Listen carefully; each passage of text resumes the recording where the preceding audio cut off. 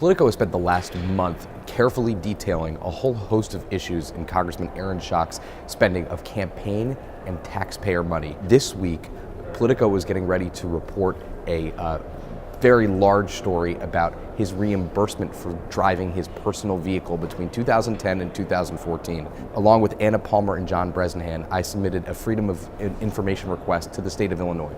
And I was looking for all of Mr. Schock's vehicle records going back as far as they had them. Over the weekend, we got that Freedom of Information request back, and it showed that Mr. Schock, when he sold his SUV, only had roughly 80,000 miles on it, and he had no other car between 2010 and 2014.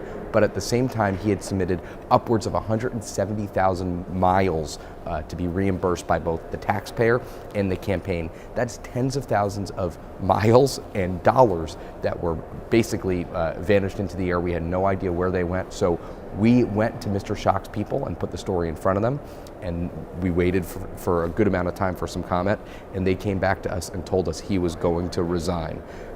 And then they told us later that Schock would pay back all the money in his entire congressional career for mileage reimbursements. So it was a whirlwind of a day, and now Mr. Schock has stepped down from Congress, and there will be a special election later this year to fill that seat. Only time will tell what's next for Mr. Schock.